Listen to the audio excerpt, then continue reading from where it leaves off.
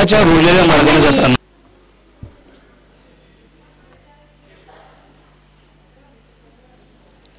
रुळलेल्या मार्गाने जाताना अनेकदा आयुष्यात येतं निराशेचं मळभ आणि जीवनातलं दुःख दाटून येतं. पण याच निराशेतून एखादा स्वप्नवेडा फिनिक्स पक्षाप्रमाणे झेप घेतो आभाळाला आवाहन करण्यासाठी. तो प्रयत्न करतो आभाळालाच कवेत गळण्याचा आणि मग तो निर्माण करतो आपली स्वतःचीच एक तेजाळलेली पाऊलवाट, सगळ्या रुळलेल्या आणि मळलेल्या जगण्याच्या वाटा सोडून. तो आम्हाला नेहमी आवाहन करत असतो, आम्ही बिघडवलो तुम्ही बिघडाना. मित्रांनो, अशा या स्वप्नवेड्यांसोबत आपणही 2 पावलं चालावं यासाठीचा हा छोटासा प्रयास.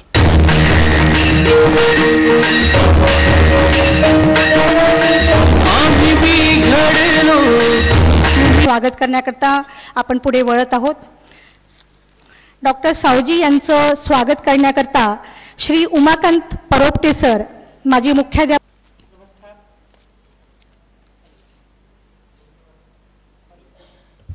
हॅलो. आम्ही बिघडलो तुम्ही बिघडानाच्या आजच्या 29व्या सत्रामध्ये सर्वांचं स्वागत. आज परत आपल्याला एक वेगळा विषय, एक वेगळं जग आपल्या पुढे येणार. आजच्या कार्यक्रमामध्ये बहुतेक वेळा आपला संवाद जो आहे कुठेतरी 1 किंवा 2 व्यक्तींशी असतो. आज तुम्हाला इथे मंचावरती बरीच मंडळी दिसते. खास करून आजचं दीपप्रज्वलन या सगळ्या मुलांच्या हस्ते झालं. ही मुलं आपल्याशी बोलणार आहेत. त्यामुळे श्रीकांत आणि सुचिता बनसोड यांचं काम खरं हे काम आहे, ते तसं लक्षात येणं जरा अवघड आहे. ही मुलं जे काय संवाद आपल्याशी साधतील त्यातनं कदाचित ते लक्षात येईल. अशा काही निवडक मुलांच्या कहाण्या या पुस्तकामध्ये संकलित केलेल्या आहे. साध प्रतिसाद नावाचं यांच्याच बालविकास केंद्राच्या एक कार्यकर्त्या सौ माणिक नेरकर अकोल्याच्या, त्यांनी ह्या सगळ्या कहाण्या लिहिलेल्या आहेत. साध प्रतिसाद, कर्णबधीर बालकांचा बोलक्या जगाचा प्रवास. त्याला शेवटच्या त्याच्या पृष्ठावरती प्राध्यापक विठ्ठल वाघांनी 1-2 पॅरेग्राफ लिहिलेले आहेत यांच्या कामाबद्दल. मला असं वाटतं त्याने मी सुरुवात करतो, आपण मग पुढे जाऊया. या पुस्तकाच्या काही कॉपीज आहेत पण तिकडे ठेवलेल्या आपल्या स्टॉलवरती. विठ्ठल वाघ काय म्हणतात, ओठांनी टेकले हात फक्त डोळे तेवढे बोलायचे. ओठांनी टेकले हात फक्त डोळे तेवढे बोलायचे. पुढे पुढे सरावलेल्या कानानं सारं कळायचे. ओठ आणि कानांमधलं वैगुण्य गळत गेलं, एकाला मग दुसऱ्याच्या काळजातलं कळत गेलं. मी चमत्कार मानत नाही, पण इथली कधी काळीची अभावी मुलं अशी प्रभावी झालेली पाहून त्याचा साक्षात्कार घडतो. हे अघटित असंभव प्रत्यक्षात घडवून आणणाऱ्या, त्यासाठी जीवाचाच होम केलेल्या कार्यकर्त्यांना मनोभावे नमस्कार करावासा वाटतो. कर्णबधिरांचं जगणं म्हणजे केवळ मोठं पोकळ शून्यच, पण शून्यातूनही एक जिवंत सृष्टी निर्माण होऊ शकते हे इथे कळते. सृष्टीचा निर्माता ब्रह्मदेव आहे म्हणतात, तो कुणाच्या बापाने पाहिलाय? पण मी रोज सुचिता, श्रीकांत, माणिक, दीपिका, एकता, निलिमा, अर्चना हे सगळे कार्यकर्ते बालविकास केंद्राचे यांना बघतो. इथल्या सृष्टीची निर्मिती करणारे हे सारे ब्रह्मदेवाचे अंशच आहेत. यांना पाहून ब्रह्मदेवाने सृष्टी निर्माण केल्याची कधी काळी भाकड वाटणारी गोष्ट आता खरी वाटू लागते. माझ्यासारखा नास्तिक माणूसही आस्तिक व्हायला लागतो. एवढं सामर्थ्य येथील कर्मयोगात निश्चित आहे. धन्य धन्य ती एकविरा, उन्हात चांदणे घरा. प्राध्यापक विठ्ठल वाघ. या पुस्तकामध्ये या मुलांच्या पण कहाण्या आलेल्या आहे आणि त्याशिवाय जी इकडे आलेली नाहीत ती मुलं पण आहेत. आज आपण प्रत्यक्ष या मुलांना पाहतोय, त्यांना ऐकणार आहोत, त्यांना भेटणार आहोत. त्यांच्या मागे ज्यांचे परिश्रम आहे, ही जी आमच्या मागची जी लाईन आहे, हे सगळे या मुलांचे पालक, जी ही लढाई गेले कित्येक वर्षांपासून लढतात आहे. न थकता लढतात आहे. आणि म्हणजे बरेचदा आपल्याला इतक्या सहज गोष्टी मिळालेल्या असतात, त्यामुळे त्याची किंमत आपल्याला कळत नाही. एखादी गोष्ट करण्यासाठी जर प्रयत्न करावे लागले तर त्याची किंमत कळते. जसं आपण म्हणतो ना की श्वास घेणं इतकं सहज आहे की आपल्याला असं वाटतं काय श्वास तर येतो आणि जातो, त्यात काय. पण हे व्हेंटिलेटरवरती ठेवलेल्या आणि त्याच्या नातेवाईकांना विचारा की श्वासाची किंमत काय आहे तर, नाही का. तसं ओठांमधनं शब्द बाहेर पडणं सहजच आहे. माणूस सहजच बोलायला शिकते. पण या कर्णबधीर मुलांना बोलणं शिकण्यासाठी काय करावं लागते ते जर कळलं तर कदाचित आपण किती भाग्यवान आहोत ते आपल्याला कळेल.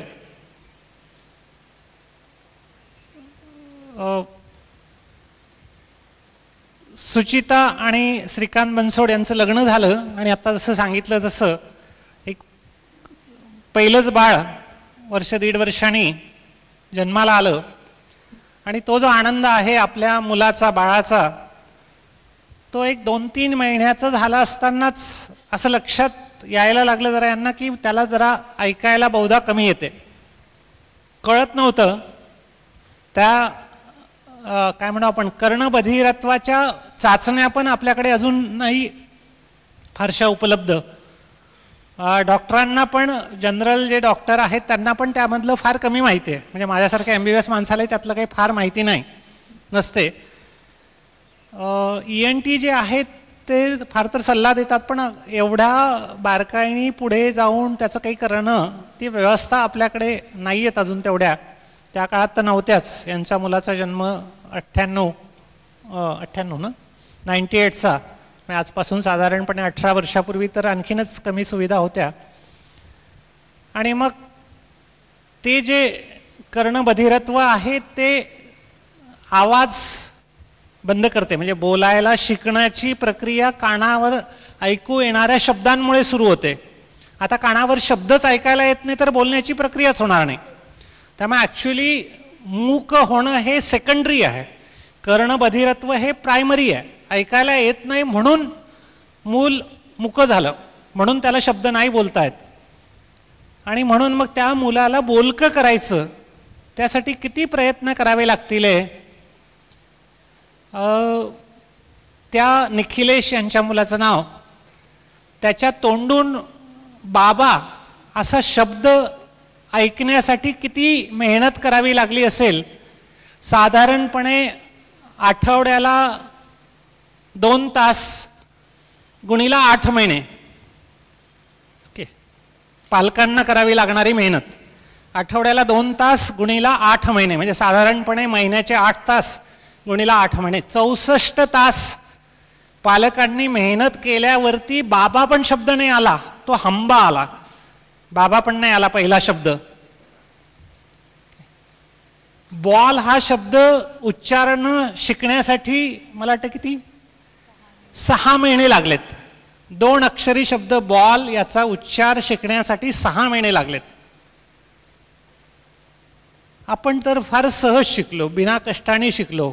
ते काहीतरी बोलायला शिकलो असं पण म्हणत नाही. सहजच माणूस मोठा होतो तसं बोलत असतो. म्हणून असं म्हणतात की एखादी गोष्ट जर आपल्या आयुष्यात नसली तर त्याची किंमत कळते. आज मला वाटतं या मुलांच्या कहाण्या आणि ते आत्ता ज्या लेव्हलला पोहोचलेले ते आपल्यापुढे सादर झाल्यानंतर कदाचित आपल्याला हे कळेल की आपण किती श्रीमंत आहोत.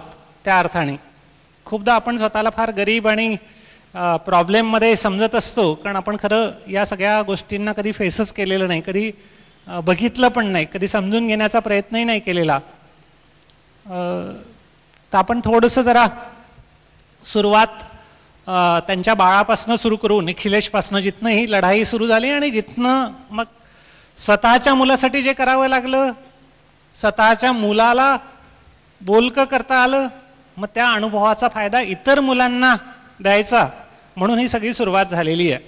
ओके, तर त्याची सुरुवात कशी झाली आपण जरा बोलूया. सुचितापासून सुरुवात करूया आपण.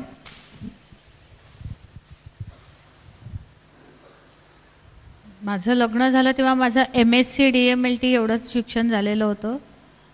त्यानंतर मी लग्न झालं आणि लगेच सिनियर कॉलेजला एक कॉन्ट्रीब्युटरी लेक्चरशिप चालू केलेली होती.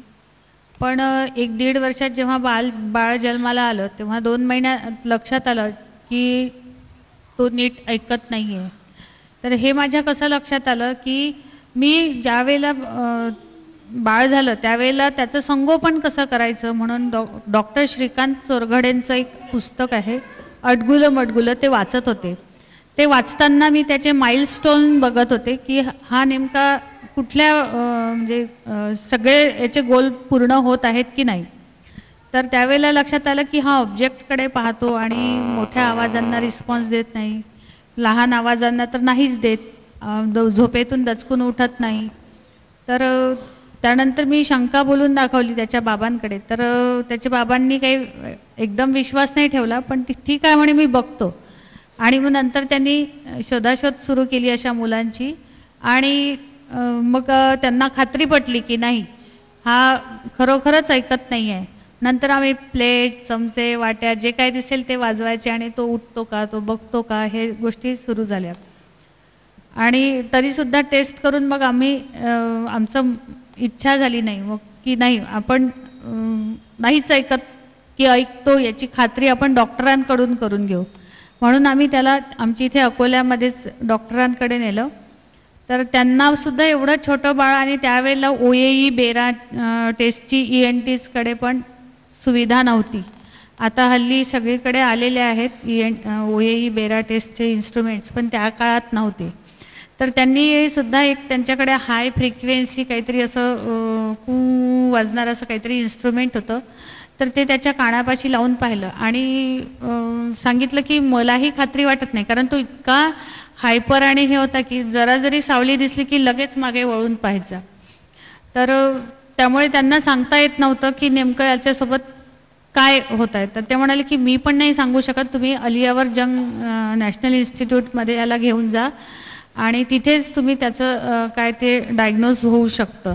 आणि आई म्हणते म्हणून मलाही असं वाटतं की तुम्ही तिकडे जायला पाहिजे. आईला जर शंका आहे तर ती शंका तुम्ही काढून टाका. म्हणून मग आम्ही तो 7 महिन्याचा असताना अलियावर जंग इन्स्टिट्यूटला गेलो. तिथे त्याची बेरा टेस्ट वगैरे ह्या सगळ्या टेस्ट करण्यात आल्या आणि त्याचं अपंगत्व हे पूर्णपणे प्रोफाऊंड डेफनेस हा त्याचा डिक्लेअर झाला. आणि त्यानंतर तिथूनच आम्ही त्याला हिअरिंग एड वगैरे परचेस केला आणि हिअरिंग एड लावू लागलो. पण तो हिअरिंग एडला फारसा काही प्रतिसाद देत नव्हता. त्यांनी सांगितलं की तुम्ही प्रशिक्षण याला द्यायला पाहिजे. म्हणून मग बाबांनी त्या पुढचं बाबांनी सांगतील. प्रोफाऊंड डेफनेस म्हणजे अति तीव्र की ज्याला श्रवणयंत्राचा सुद्धा फायदा होत नाही. ही बाब फार म्हणजे आम्हाला तेव्हा प्राथमिक माहितीच कमी असल्यामुळे तेव्हा ती आम्हाला थोडं कळायला अडचणीचं होतं.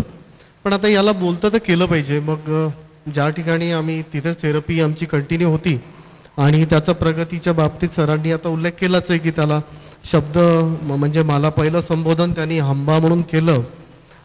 तो पण एक दिलासा देणारं होतं आणि आशा देणारं होतं. पण इथे थांबून जमेल का, कारण 6-7 राज्यांकरता असलं अलियावर जंग इन्स्टिट्यूट आणि वेल इक्विप आणि नुसतं तिथे फक्त कर्णबधिरांच्या सेवा दिल्या जातात. या ठिकाणावरनं जर अपेक्षाभंग व्हायला नको. तर वेगळी आम्ही शोधाशोध करताना आम्हाला एक CSET इन्स्टिट्यूटची माहिती मिळाली की जी आपल्या साऊथ एशियामध्ये म्हणजे 11 देशांमध्ये ती 50 वर्षाआधी म्हणजे आजपासून ती फक्त मुलांना बोलकी शाळा आणि बोलकं प्रशिक्षण देणारी संस्था म्हणून होती. आणि ती एकमेव त्या ठिकाणी कुंदाताई दळवी यांनी त्यांचं पूर्ण आयुष्य वेचलं होतं अविवाहित राहून आणि शेवटच्या दिवसापर्यंत त्यांनी त्या शाळेत काम केलं वयाच्या 74 वर्षापर्यंत. त्या शाळेला आम्हाला सहजासहजी तिथे प्रवेश मिळाला निखिलेशला, कारण तो झोपलेला होता. जागा असता तर कदाचित आम्हालासुद्धा त्यांनी वाटेला लावलं असतं. कारण त्याच्यामध्ये अटेन्शन डेफिसिट हायपर ॲक्टिव्ह म्हटल्यानंतर तो एका जागेवर बसणार नाही. आणि अटेन्शन डेफिसिट म्हणजे त्याला कुठेच म्हणजे त्याचं अटेन्शन आपण आपल्याकडे कसंच वळवू शकत नव्हतं. आणि असं बाळ थोडं घडवायला जड जातं. परंतु त्याचा प्रवेश निश्चित झाल्यानंतर आम्ही जेव्हा मुंबईमध्ये शिफ्ट झालो, डोंबिवलीला एका खोलीमध्ये राहायचो आणि ट्रेनमध्ये नेहमीला आता रोज तो प्रवास सुरू झाला होता. डोंबिवली ते भायखळावरनं तिथपर्यंत पायी जाणे आणि हे गर्दीचे ठिकाण ज्या वेळेला आणि नुकतंच अमरावती अकोल्याचा प्रवास कधी एकट्यानं केलेला सुचिताला सुद्धा ते तिच्या वाटेला आलं. तेव्हा ती कुठून बळ आलं हे आम्हाला पण नाही कळलं. पण एकच होतं की निखिलेशसाठी आम्हाला सगळं करायचं आहे. कारण माझ्या पूर्व आयुष्यात म्हणजे लग्नाआधी मी MSCBला इथे यवतमाळ जिल्ह्यात फुलसावंगीलाच होतो. त्यावेळेसचे माझे सहकारी कुटुंबासह इथे आलेले आहेत, ते सुद्धा साक्षीदार आहेत. तिथे आमच्या एका लाईनमॅनचा मुलगा होता, एनकर म्हणून त्यांचा चिरंजीव होता. तो कर्णबधीर होता, पण तो त्याचं नियमित आयुष्य बघायचो आम्ही की त्याला कुठलं शालेय शिक्षण मिळालं नाही किंवा त्याचा कुठलाच बौद्धिक विकास आम्हाला जाणवला नाही आणि त्याच्यामध्ये स्वावलंबनाची कुठले चिन्ह दिसले नाही. फक्त तो वावरत होता आणि आम्ही सुद्धा ॲज युजल दुर्लक्ष करत होतो की आणि त्याच्यावरती काय आहे, त्याच्याकडनं काही हालचालींमधून जो शारीरिक हालचालीतून विनोद झाला, त्या विनोदावरती सर्वच जणांचा आमचं एक हे यायचं की आता ते किती गंभीर असावं. कारण त्यांच्या कुटुंबामध्ये 3-4 मुलं होतीच आणि तसंच हिच्या पूर्व आयुष्यामध्ये सुद्धा हिला एक कुटुंब बघायला मिळालं होतं आणि त्यावेळेस आमचं मन नाकारत होतं की नाही, हे आमच्या वाटेला आलं, आम्ही हे स्वीकारायचं कसं, यातून आम्हाला बदल घडवायचा आहे. पण नेमकं काय करायचं हे नसताना नुसतं अंधारात चाचपडणं ते आम्हाला खूप काही वेदनादायी होतो. तो कालखंड जो होता तो सुद्धा आज आम्ही विसरू शकत नाही. पण त्या प्रवासामध्ये जो काही निखिलेशच्या प्रगतीचा मंदावलेला वेग म्हणा किंवा जेमतेम झालेली सुरुवातसुद्धा त्याच्या वागणुकीमुळे की त्याच्या स्वभावदोषामुळे त्याला अडथळा आणत होते आणि